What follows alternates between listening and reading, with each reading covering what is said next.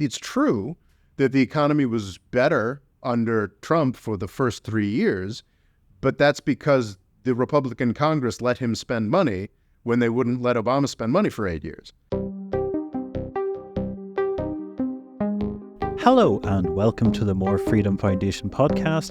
I am your co-host, Rory McElhone, joined by the host, Robert Morris. Hello, Rory. How's it going? Not the best day. A bit hectic at work. Didn't sleep well. How are you?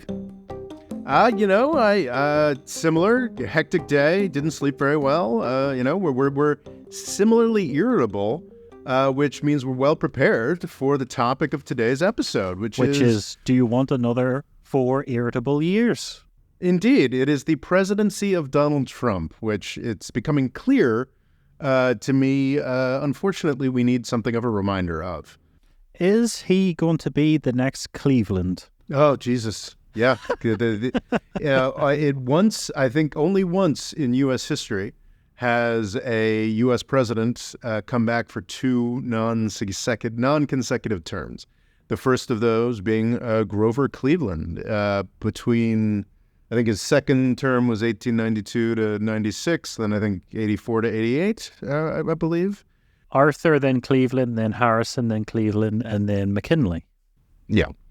Which we discussed in our last podcast episode. More interesting than you might think. That would be very bad. I think that it's probably about time, this will be coming out in late March of 2024, to point out that despite my loathing for Joe Biden and some of the horrific war crimes he's been committing, I do in fact believe it would be worse if Donald Trump would be president. And I've been having conversations in my personal life with people, some of whom, with people I really respect their opinions, and some people I respect a little bit less, who have been saying, how could it be worse? Let's just go with Donald Trump. And I think we know how it would be worse. I think it's really crucial, and being forgotten or being perhaps avoided as a trauma response. I do want to say that a lot of this episode owes a lot to another podcast episode that I will mention after this. I thought you were going to say a lot of this episode is going to be therapy for you. In part. Like, am I nuts here? But a lot of the reason why Joe Biden's presidency has been unsatisfactory, leaving aside the genocide, to a lot of Americans is because of a catastrophe that Donald Trump created, with some help from the Chinese Communist Party's mismanagement in the initial weeks of the COVID catastrophe. But we had a solid year of Donald Trump obscenely mismanaging the COVID catastrophe as the most important person in the world for dealing with, the U.S. president, for dealing with an unprecedented worldwide catastrophe. Donald Trump was an abomination. And it was specifically a episode of the Chris Hayes podcast. Okay. I think Why Is This Happening? Where he interviewed a guy named, I think, Eric Klinenberg, who has written a book on 2020. So yeah, I just wanted to name check that podcast on 2020. 2020, the year everything changed, with Eric Klinenberg. This is a Why Is This Happening? The Chris Hayes podcast. Very worth listening to.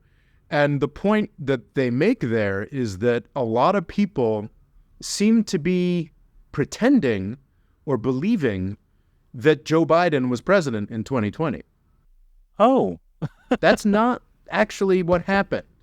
We are not, in fact, in this very uncomfortable state, this traumatized state, this period of everybody just kind of reckoning with government failure on a scale we hadn't seen since perhaps the Nixon impeachment, with Watergate in the 1970s.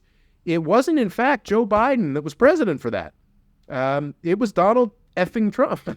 And it really, I'd recommend that Chris Hayes podcast, because they just sort of emphasize, it was Donald Trump that was the president, and we're all kind of so traumatized by 2020 and just don't want to think about 2020 and are still kind of shocked by how badly all of that was handled in 2020 at every level. But, the president's in charge. and the buck stops with the president. So just to run it over, because I know it's one of those periods of time, because of COVID, it sort of feels like it was just yesterday, but also an eternity away. So he was the 45th president from 2017 to 2021. Yes. So that whole first COVID year, and remember that it's called COVID-19 because it arose in 2019. Because already the international medical establishment was aware enough of it in 2019 that a competent U.S. president or a non-obstructive U.S. president could have been taking actions to ameliorate that. In fact, we live still in an international system that is entirely reliant on U.S. leadership. And in 2020, there was none. Why do you think the Republican Party was almost, I know it sounds silly to say anti-COVID, but because, nobody likes COVID, but why do you think they sort of put their head in the sand and then kind of didn't want to believe it and then tried to act like everything was fine, and then instead of just sort of going, here's something we have no control over, this has happened from another country, let's just cope with it the best, hunker down and wait it out? To some degree, the United States is a polarized country, and it is, people are going to politicize frickin' everything. But that cannot exonerate Donald Trump, who made that, his approach from the get-go. He never wanted to do anything about COVID other than hide the fact that it was happening. He openly dissimulated. He openly talked about was he taking it like a personal insult, like, oh, this couldn't happen because I'm in charge and I'm so wonderful?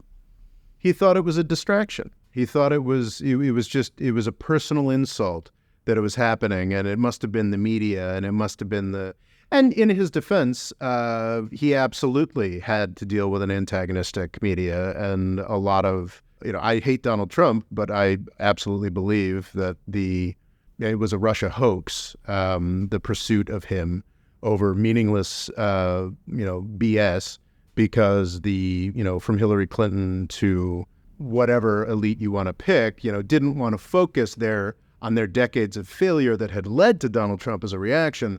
They wanted to pretend it was Russia. I mean, there's a lot of, at no point am I here to defend the Democratic Party, least of all Genocide Joe, but I would rather vote for genocide than vote for the kind of leadership that we had under Donald Trump, and that is not something I say lightly. That's just what it is. I can't really see Trump helping the Israel-Palestine conflict. No, not at all. Because it's not like he's completely against it. Like he's sort of very against Ukraine. It's not like we have an option there. It feels almost just like the same or possibly even worse. Well, and it's important, and to move beyond the topic of the Chris Hayes podcast, I think there's plenty more to say about 2020 specifically and his failings there. But the entirety of the Trump presidency was a disaster. There is a permanent government in the United States. There is a foreign policy establishment that is constantly looking for death and destruction, that has no interest other than bombing. The traditional constraint on that, one of the reasons why the George W. Bush presidency was so damaging was that we did not have that constraint. Traditional constraint on that is a few members of the U.S. Congress, sadly not many, and a U.S. president that actually has some responsibility to the U.S. people and the U.S. voters and does not want war and destruction. What is a tremendously underemphasized aspect of the Trump administration is that, in part, certainly because of the way that the Democratic Party and the cable news establishment was weaponized by the permanent pro-war government with this Russia hoax nonsense, but also due to Trump's almost complete incapacity to do anything else other than whine about the media. We didn't have a president. We didn't have any Democratic restraints on the permanent government. I think what people imagine the greatest misconception that can make people think that Donald Trump presidency might be a good thing is that he wasn't president during 2020 and that COVID is somehow Joe Biden's fault. The second greatest is that he was in any way an anti-war president. What happens during a presidency is what happens during a presidency. And the fact is that this was the most viciously anti-Russia. We declared war on Russia in 2017 or 2018. Specifically, I'm talking about the CAATSA sanctions. Russia is, the military-industrial complex is tremendously influential in the United States, despite the fact that it's actually not a very large part of the U.S. economy. I mean, it's large. It's like 5-6%. That's a lot of money. That is billions upon billions of dollars.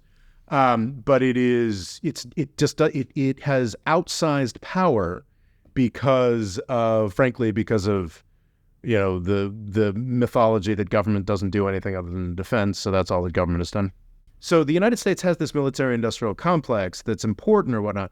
Russia just is a military-industrial complex. It is security services and Gazprom, and it's got nukes, and it's got a space program, and of course, there's oil and gas as well.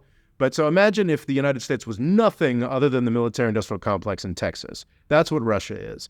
And with the CAATSA sanctions, I can't remember if it was 2017 or 2018. The United States basically said the Russian military-industrial complex isn't allowed to sell weapons to anybody. But we will sanction any country in the world. That's tremendous aggression.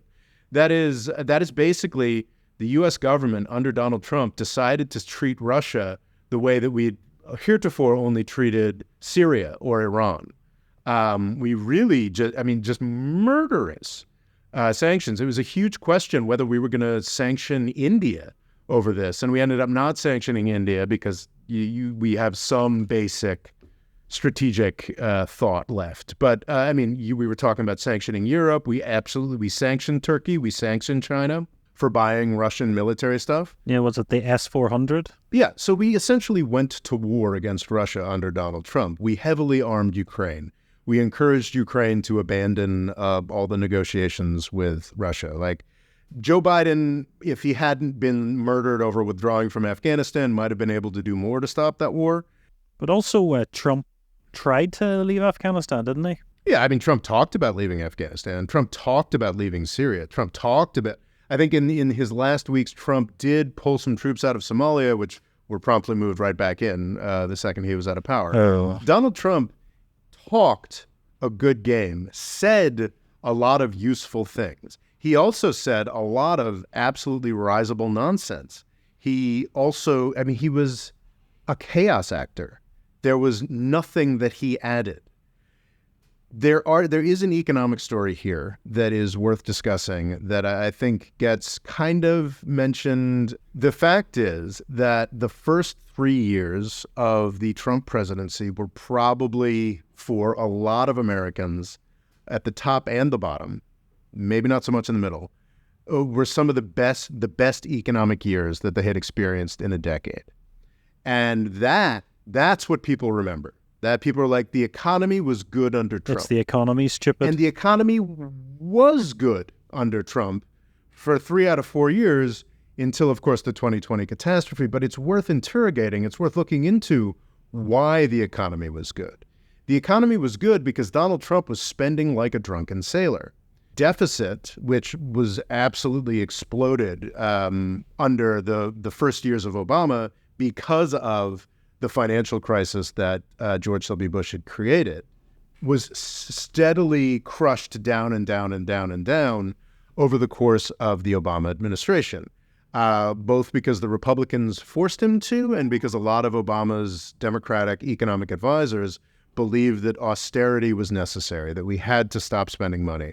And because of that, United States, the majority of people in the United States, not the people who own stocks and bonds, not the investor class, but pretty much everyone else in the United States really suffered, like just sort of never recovered from the 2008 financial crisis until the Trump administration, because Donald Trump got into power. We got a Republican in power for the first time, and then all of a sudden the Republican Congress was like, spend whatever you want.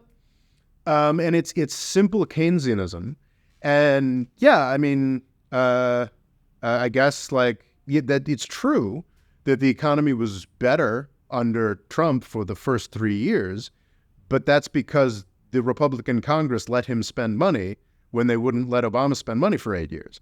That's a pretty straightforward thing that so we're supposed to endorse Republican hostage taking is sort of the thesis for voting for Trump on that basis here. And I don't really buy that.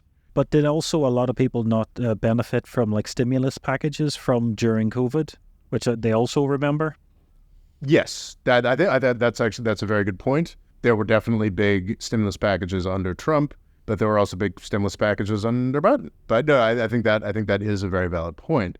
But the stimulus packages would not need to be as large as they were, nor would there need to have been stimulus packages under Biden if Donald Trump hadn't destroyed the world, which is, I think, a really key part of this COVID story that is just not emphasized, is the extent to which the United States was the super spreader of all super spreaders. Not just China and Taiwan and South Korea, not just the Asian countries. There's not a cultural argument here, but like New Zealand, Australia, actually most of Europe managed to a lesser extent than Australia and New Zealand, managed to do a pretty good job with things like contact tracing, with testing, test and trace, actually shutting down things.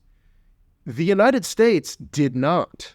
The United States was never serious. I actually had a buddy of mine be like, what are you talking about? We shut things down for 2 weeks. That's true. That's really all we ever did across the United States. I think for a month, if you had a Democratic governor, maybe a month or two in some places, but kind of indifferently observed. I lived in New York City and Michigan during that COVID year. And by the summer in Michigan, I mean, people were wearing masks at the expense of restaurants. Meanwhile, the rest of the world, they were like, restaurants? What would it be, restaurants? And then if you go to the hardware store in Michigan in, May of 2020, nobody's wearing a mask. I loved being in Michigan during the spring and summer of 2020 because I could go to movies, which you couldn't do in New York. We just didn't do anything for a year, it seemed. Yeah, exactly. And if the United States, and that's the nightmarish thing, Rory, was that if the United States had just not done anything for 2 months, the rest of the world wouldn't have had to have shut down for a year. So basically it was a year of the rest of the world being like, oh, wow, the United States isn't going to do anything. And they're not going to stop sending planes our way. Yeah. And our economies are entirely dependent on the United States, not in just the U.S. is the big market and the big economy. No, like European, Japanese, even Chinese central banks were only still functioning. China didn't have swap lines, but a whole bunch of other, we're only still functioning because of the Federal Reserve of the United States. The empire, I can't imagine what it must have been like to be in the Public Health Authority in Australia or Italy or China and be like, oh, the United States just isn't going to do any of the things that we did. Everyone's going to die anyway. And that's just it's a horror that I feel like I'm on crazy pills when I talk about this because it's just completely gone. In the United States, we now just congratulate ourselves like, ooh, didn't we get vaccines quicker than everybody? And it's like, yeah, but millions died because the United States, specifically Donald Trump, decided that COVID was something that was going to be over by Easter. Mm-hmm. You remember that? That was actually something he said. Weirdly, Boris Johnson seemed to be in the same boat. It was like, Trump basically says, oh, this will come and it will pass. Which is I guess that's true. And that Donald Trump's policy became the world's COVID policy. It just boggles the mind that it is not more of a focus, is not something that people are more conscious of and more horrified by. The extent to which this effing guy managed to break the world. And it's just not, COVID, like a lot of things, was an opportunity. It was the entire world struggling against one thing together. It could have been an opportunity for an extraordinary rise, and it was actually. It was just across borders, across cultures, the same enemy, the same focus. We've talked about how much of U.S. politics is just desperate for an enemy, desperate for somebody we can fight against so we can, start being decent to each other again. And, COVID was that. It was that, and not just for the United States, but for the entire freaking world. And Donald Trump was like, you're screwing with my stock market. It's also the fact he looked really good in a mask. Oh, did he? He always looked like, Shredder. He just had a really? kind of, I don't know, he had this black mask, like a presidential mask, and I was like, oh, he actually looks pretty good in this. And then it was like, take that off and put on my horrible, weird makeup. Yeah. It's it's always better to not be looking at Donald Trump's face. So, is it true that Fox was basically, on stage saying, "Oh, COVID's not real," blah blah blah, and then behind the scenes they were taking it incredibly serious? Yes, I believe that's true. The sort of culturally, Fox News is down on the News Corp headquarters is down in the 50s on 6th Avenue in New York City. I mean, they took it very seriously. They all took their vaccines. They all wore their masks. I got a buddy who works there, or rather, they didn't go into work for a year. Work from home. But of course, that's not the message that they were pumping out. Even from Trump's political perspective, good God, if Donald Trump had, and Steve Bannon wanted him to do this, one of the more interesting dynamics that they name check on that Chris Hayes podcast and has been observed by many is that, in fact, in part because they didn't want to talk about the impeachment that was going on at that point, and there was a China angle. You could blame China. Steve Bannon, Hugh Hewitt, all kinds of right-wing ideologues are like, what is this China virus? What's going on? They were actually ahead of the curve talking about that. And if Donald Trump had just been like, you know what I can do here? And he actually did do this. He did use COVID as an excuse to shut down the border through a policy that Joe Biden kept, I think, until last year. He really could have used COVID and taking COVID seriously as a cover for any kind of authoritarian or just decent and useful political agenda he might have had. He could have used that to march right through to re-election in November. I think eventually that ended up not being the case. But in the initial flush, and this initial flush lasting certainly into November 2020, most heads of state did pretty well out of COVID. It actually, gave them great legitimacy. It had a country pulling together or whatnot. Well, similar to you're in a war, all the other parties will rally behind you for this, moment of need. And Donald Trump simply did not know how to function in that environment. He had no concept of how to lead a unified United States of America. It's almost as if he had never worked in politics before. Well, there's that. But not to say that he's a bad politician. It's just that his particular politics are exclusively the politics of destruction and negativity. Well, he's great at campaigning. Yeah. And once he's in office, it would be nice just to tone him down a bit. Well, he's a man who campaigns against throughout his time in power. He's not campaigning for anything. He's anti. He is anti everything. And that is, I think that, I talked about this in 2020, and I think the key thing about Donald Trump is that he proved for the first 3 years that you don't really need a president for much. That the United States... They're really a figurehead in a lot of ways. In a lot of ways. The United States can really just sort of function, sort of continue to tick over with, not just a non-entity, but an actively malign and destructive entity. Anti-entity. An anti-entity, like Donald Trump in power, who's just so... Because he was so incompetent and so incapable of actually pushing anything through, he wasn't actually doing that much real damage. He was just fighting with Rachel Maddow for 3 years. And things went okay. The amount of money that the Congress was spending circulated through the economy well. The tax cuts probably didn't hurt too much, though it's hard to demonstrate the positive effects that they had, other than on making the deficit bigger. Things went pretty well. And then in his fourth year as president in 2020, he demonstrated beyond any shadow of a doubt that sometimes you really, really, really, really need a president. And we did not have one. Well, sadly, if he had have done he just implemented things that were already in place. If they had have went, oh, we have a plan for a pandemic, yep, and he just went, good work, do that, I'll wear my mask, everyone sit at home.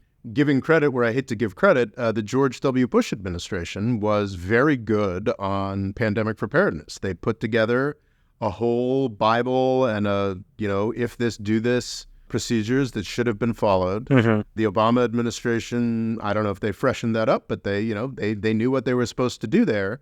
And I think there was actually some description of this. During the transition, the Obama people sort of handed over the binders or whatever, described what was supposed to be done, the procedures to be taken, and they were utterly abandoned. People talk about Operation Warp Speed a lot, which is good that we got vaccines fairly quickly. But Operation Warp Speed was more than just that. It was an entire infrastructure for managing pandemic response that came about in May of 2020 that was basically a replacement president. And it's great that Jared Kushner, or whoever, realized that, we don't have a functioning president, so we need to put a different architecture in place. If anybody else had been president, we would have had a president in January, when it would have been useful, or February would have been incredibly useful. The United States didn't start taking this disease seriously until March. Well, I think that's what a lot of the world did as well. Well, a lot of Europe, I know, did. Well, yeah, in part because Europe at that point had already, the U.S. Centers for Disease Control, it's hard to believe, but in the second decade of this century, and a number of decades before that, was among the most respected institutions on the planet. It was seen as a tremendously savvy, the people to go to.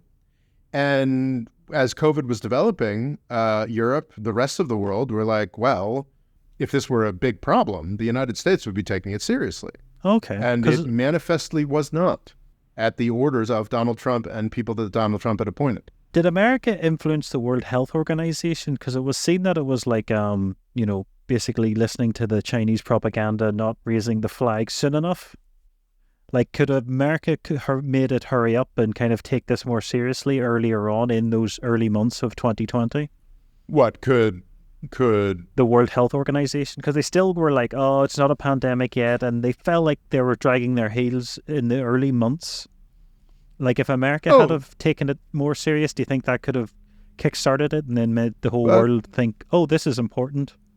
No question. I don't want to pretend like everything was hunky-dory and everybody did great other than Donald Trump. That's not true. But Donald Trump was the president of the United States of America. And I guess it was a Hillary Clinton campaign against Obama, I think. It's like, who do you want to be there to answer the phone at 3:00 in the morning or something like that? And Donald Trump really conclusively answered the question that it's not Donald Trump.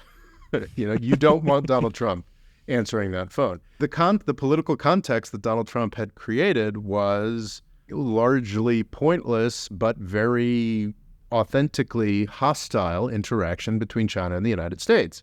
In that context, China was definitely a lot less interested in transparency with international institutions, and without U.S. backup for the World Health Organization. I think that the World Health Organization had to do a delicate balance where, in order to get any kind of access to China to figure out what is actually going on with this disease, to attempt to fight what is going on with that disease, they needed to play politics with the Chinese government. In the context that Donald Trump had created of hostility between the United States and the Chinese government, that Chinese government was more prickly and more likely to do what they did, and not to defend what they did, which was hide things for longer than they should have, and pressure the World Health Organization to keep things from being defined appropriately as early as they should. Had the United States played a larger role, had Donald Trump allowed the institutions from the United States that wanted to play a larger role,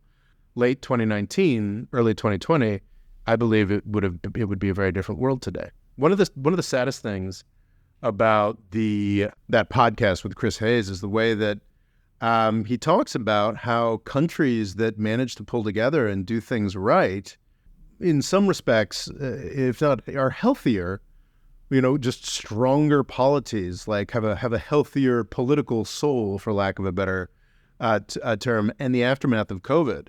Whereas in the United States, and I'm sure Hillary Clinton would have been divisive in her own ways.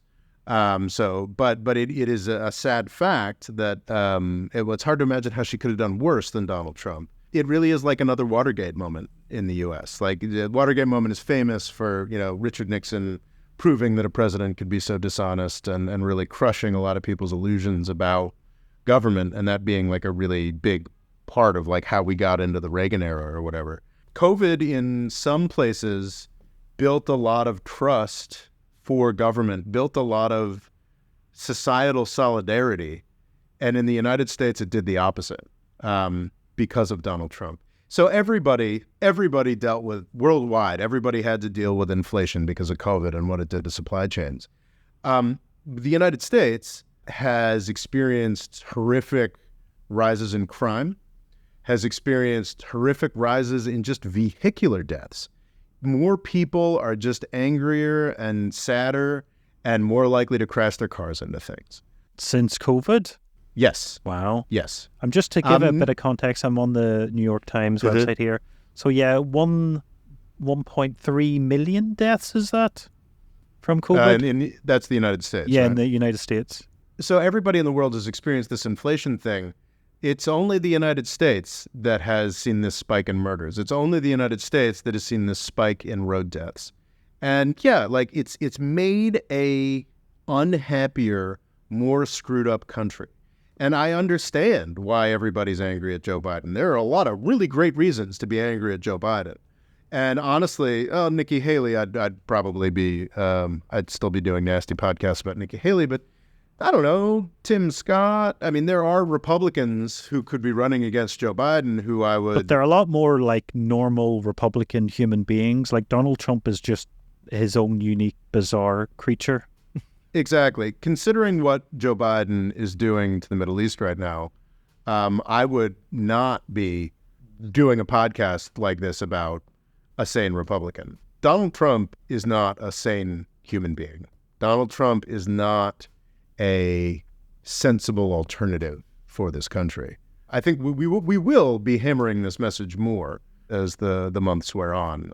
But it is shocking to me that people are even contemplating putting this man back in office. It would be such a bad idea. Right? Why do you think so many Republicans took to him? Because we were talking about William McKinley in the last episode, and he's one that a lot are forgotten about. When he was like a war hero, he did expand the American empire. He brought in the gold standard, while Donald Trump's a draft-dodging mummy's boy who managed to feel like he inherited so much wealth and managed, like he lost casinos in Las Vegas. Like the casino always wins, but not when you're Donald Trump. Like he just seems like a weird parody of a loser, but yet the Republican base seem to adore him. Like what is it about him? Or is it just the fact he's quite sassy and cheeky on stage? I mean, the Republicans have become kind of a party of weird losers. They used to be, pride themselves as recently as the Bush administration on, their propriety, their moral upstandingness, what have you. What that got them with tremendous power in 2000, 2008 was a world-shattering financial crisis and a series of lost wars. So I think that both the Republican Party and the American public more broadly, the sort of 80%, the bottom 80% of the country that has not benefited from the beautiful globalized world that I have certainly benefited from over the past 20 years. Just sort of primed for a weird loser like Donald Trump, a weird loser who's kind of funny. Because I could see going golfing with this guy before he was a politician. Like, I'm sure he'd be wild and he'd say outrageous things and it'd be a great time, but I wouldn't want him in charge of anything. Well, I think enough people in the United States, and this is a sort of soul sickness that goes back to Watergate, Richard Nixon did to us. have just fallen further and further out of any respect or even consciousness of what government is supposed to be. This is a real problem that Ronald Reagan massively exacerbated. There are people, and I used to be one of them, in the United States who just aren't at all conscious of and are militantly against the idea that there are things that government can do, that society is a real thing, that we owe anything at all to each other. And Donald Trump is the fruition, the parody of this. Mm-hmm. You know, I haven't found it, but I'm sure it exists. That like Donald Trump was already a figure, a pretty ridiculous and loathed figure in the 1980s. He was a tabloid star. You know, his divorce from wasn't Biff from Back to the Future based on him? Wouldn't surprise me. That wouldn't surprise me at all. So maybe perhaps that's the example I'm looking for. But I gotta expect like just some pop culture from the 1980s talking about an out there crazy sci-fi dystopia where Donald Trump ended up as president. It's, you know, if you couldn't write it any better, the epitaph of the Reagan Thatcher era, than to end up with Donald Trump. I think a lot of us who've had more fevered imaginings about Joe Biden, that he's in very, very small ways hinted towards, but it was of course disappointed idea. Oh, it's the new FDR. We're getting back to a completely new era of deep structural reform, blah, blah, blah, blah, blah, which frankly we need. And beyond the catastrophes, beyond his complete incapacity, beyond the fact that another 4 years of Donald Trump would probably mean out-of-control inflation during a war. Wow. Beyond all that, it's just a historical missed opportunity. Are we really going to spend another 4 years learning the lesson that was taught perfectly adequately by the period between January 2017 and January 2021? Like, this guy proved to us that sometimes you don't need a president, but sometimes you really, really do. And he has proved to us that he is utterly incapable of acting as a president. And that was, you know, going to be 5 to 8, you know, when he was 5 to 8 years younger. Yeah, 5 to 9 years younger. Because these are, well, yeah. The only problem is with that argument, who he's up against isn't a young spring chicken themselves. That's true. But, and he's also a genocidaire. So, yeah, what I would have said is like, but Joe Biden hasn't been that bad a president. And, you know, before the genocide in Palestine, I actually have a case that Joe Biden hasn't been that bad a president. He has appointed some worthwhile people. There have been baby steps towards decent reforms. Unfortunately, he's also overseeing a massive remilitarization of Europe and a genocide in the Middle East. So it's harder for me to make that case. Have you noticed Donald Trump just isn't as sharp as he used to be in these rallies? I don't watch Donald Trump rallies. Okay. It just says to me he doesn't have the same pizzazz that he used to have. It's unclear to me to what degree of that is sort of wish casting or what of that is true. Which is honestly like it's clear to me that Joe Biden is older than he used to be and slower than he used to be. And Donald Trump is definitely older than he used to be and slower than he used to be. Well, yeah, Biden definitely appears to be the eldest of the two by quite a far margin. By more than the, 2, 3, or 4 years? Yeah, I think it's actually is 3 years, something like that. Yeah. But I'm also well familiar with the fantasies that the hated and troublesome political figures. He's at death's door, so we won't have to worry about it. I remember when I moved to Turkey in 2009, people confidently asserted to me, well, you know, Erdogan's going to be dead in a year or two. Oh, yeah. You know, so it's been more than a year or two since 2009, Rory. Yeah, the ones you want to die never do. Indeed.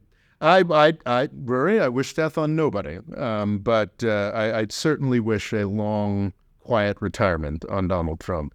In a farm somewhere. Yeah.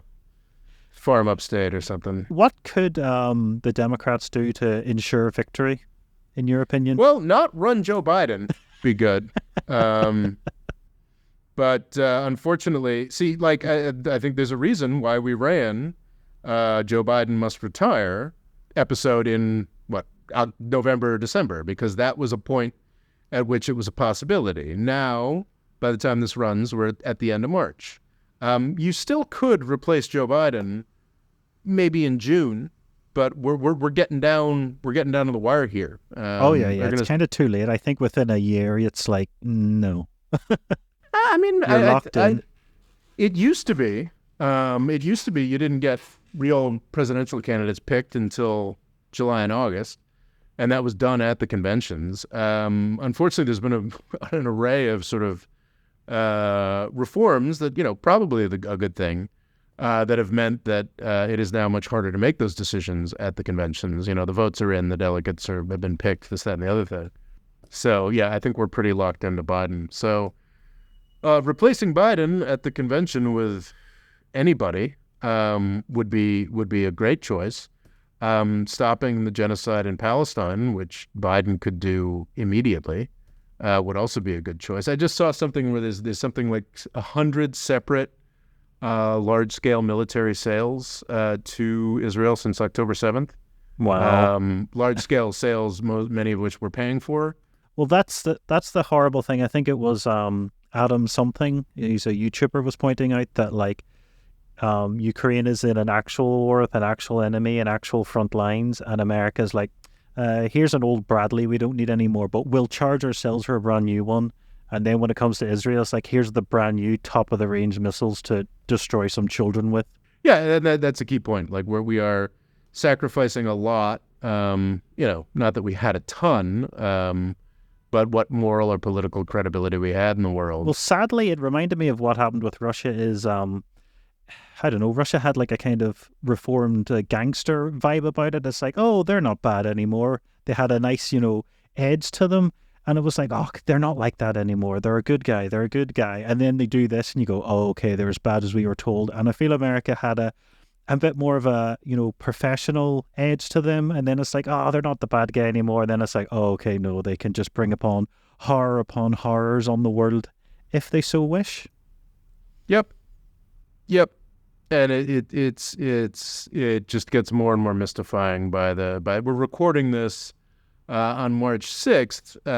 The Biden had promised last weekend or last week that we would have a ceasefire by this Monday that just passed. We sure don't. We sure don't. The language is still very tame. It's tragically tame. Yeah, and large scale starvation is happening. What has Trump been saying about it in his rallies, or has that been brought up at all? Or I think he's largely been avoiding it. I think people got very excited because in one of his rallies he decided to take Netanyahu to task, not for anything that he's doing now, but because he was inadequately supportive when we tried to start a war with Iran over Qasem Soleimani murdering that guy. Yeah, but you tend to want to start a war that you'll win, and Israel mightn't do so well because it's a lot closer to Iran than America is. Yeah. It always makes you think twice. Yeah. Nice to know that there is some restraint in Netanyahu occasionally.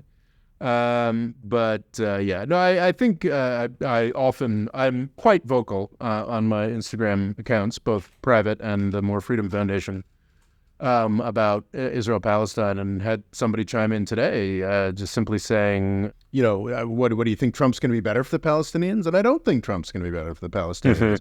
But it's hard to see how he'd be worse. I mean, what is he going to send U.S. soldiers in there to? I think it's possible that there's at least some sort of namby-pamby. Now, maybe you've had enough fun, Israel, while I think Trump might just say, yeah, do what you want. Do you want some more? I think there could just be yeah, do you want to finish this off? I'm not going to stop you. Well, I think a point that folks have made is that if Trump were the one doing this, then you'd actually have some opposition from the New York Times, CNN, and the Democratic establishment. Because everything Trump does is bad, according to them. Yeah. We saw it in Yemen. Yemen became, by the end of the Trump administration, there were even somewhat normie Democrats were beginning to talk about the horrors that we were unleashing on Yemen. And I think that this is a high salience enough issue that you'd actually see some real opposition to what's happening there. And honestly, kind of the way that the second that, because keep in mind that Netanyahu desperately wants Donald Trump to be the U.S. president. When Ronald Reagan was elected president, the Iranians promptly released the hostages that had destroyed the Carter presidency. And Yes. I wouldn't honestly be that surprised if we have an election where the ongoing genocide of Palestine continues to be a problem for Biden the entire time. And then on November 10th, Netanyahu calls Trump to congratulate him and announce a ceasefire. So is this a common political tactic for U.S. presidents? That wouldn't surprise me too much, because it's infinitely embarrassing to the U.S. president, no matter who that U.S. president is. George W. Bush, pretty nasty guy towards Arabs in general, the Middle East as a region, but was actually quite the contrast between George W. Bush and Joe Biden. When I think there's some email or communique, might be in the WikiLeaks, where George W. Bush, is outraged at some Israeli prime minister for killing 8 Palestinians, rather than hundreds daily. And keep in mind that Donald Trump is heavily, heavily paid by the Saudis. And the Saudis actually, the Saudi royal family doesn't care deeply about the Palestinians, but they really don't like this, and they really don't want a Palestinian genocide. Yeah, some kind of Trump wins, instant ceasefire, some kind of deal between Saudi Arabia and Israel. That would not surprise me in the slightest, because both Saudi Arabia and Israel desperately want to get rid of Joe Biden. So, or not necessarily Israel in general, but certainly this Israeli government. Okay. So that wouldn't surprise me much. So honestly, maybe if you want to save Palestinian lives, Trump presidency is the way to go. Wow. So so Israel can steal land slowly again. Yeah, well, because they've already achieved taking over, I don't know, perhaps half of Gaza. One of the main bones of contention right now, the reason that the ceasefire negotiations stopped, was because the Hamas was like, we would like our refugees to be able to return to the northern half of Gaza that you just forced them out of. And Israel's like, nah, we're going to keep bombing, keep starving you. I think it's entirely plausible that this could probably at a slightly lower. Israel doesn't need to kill people with bombs as much anymore. It doesn't matter if the Congress stops the munitions at this. Well, it matters significantly, actually. But they can just keep blocking the aid, and hundreds and thousands of people will die. As a contrast to Saudi Arabia, Israel is a complete military powerhouse in their own right. They have their own guns, they have their own tanks. The Uzis, Israeli, they don't need infinite amounts of weapons from America. They can still do a lot themselves. Oh, 100%. But my point is, at this point, to keep killing Palestinians and continue genociding, they don't need to bomb anymore. We're now getting to the point where mass starvation. Because there was the footage of a lot of people being killed because they were swamping aid trucks. So it's just desperate scenes out there. Yeah. So it is real Warsaw Ghetto hours. It is quite savage and quite disgusting. And I can actually say that Donald Trump would be worse than that. So, yeah. Can I ask you a very controversial question? What during the Trump presidency did you like? Did you think, oh, that's actually a left ball thing I wouldn't expect a Republican to come out with? I loved how he kept talking about getting U.S. troops out of Syria. That would have been a phenomenal idea. Every time he said it, I ran a video celebrating it. And it was never true. In fact, he's the guy who put permanent U.S. troops there. Absolutely, there were U.S. special forces all over Syria during the entirety of the Syrian civil war from 2011 through 2017 during the Obama administration. But it's Donald Trump who put permanent U.S. bases there, whilst saying over and over again, I'm bringing the troops out of Syria. And that is, I loved that he talked about getting troops out of Syria. I still believe that Donald Trump and Joe Biden deserve a joint Nobel Peace Prize for getting the U.S. troops out of Afghanistan. I don't believe that anybody other than Donald Trump could have proposed getting the troops out of Afghanistan. I don't believe anybody other than Joe Biden could have actually finished that. Joe Biden was never going to propose getting the troops out of Afghanistan, but Joe Biden had the institutional knowledge and just sort of history with the Pentagon necessary to actually make it happen, and he made it happen. That is a joint accomplishment by the nightmarish Donald Trump and Genocide Joe that I think is very worthy, getting us out of Afghanistan. But isn't the other thing with Trump is, as you say, quite often would talk one thing, but he would quite often just pass fairly normal Republican ideals. Like I was talking about how he's sort of a failed mummy's boy, but the Republican Party at large still seem to be able to get what they want through. So, on the face of it, he seems like a completely different left field, and in reality, it's like, oh yeah, we can still manipulate him and get what we want. Well, one nice thing about him, actually, about his domestic policy is he stopped, the Republicans have been talking about cutting U.S. benefits for years, so they can bomb more places. This great J.D. Vance line about Nikki Haley saying, not a huge fan of J.D. Vance, this is a good line, saying that, the Democrats are going to say that Nikki Haley just wants to cut your grandma's benefits and send the money overseas. And they're right. And that's what the Republicans always wanted to do. They wanted, and Donald Trump, at no point did Donald Trump, nor do I believe will Donald Trump, introduce a measure for cutting Social Security or Medicare. That's also a very good thing and a good change to have introduced. What we need to cut is the Pentagon welfare queens, not your grandmother. Yeah, not my parents at this point. Medical care. So, yeah. So here's hoping that someone replaces Joe Biden and then they win the election so we don't have to talk about Trump anymore.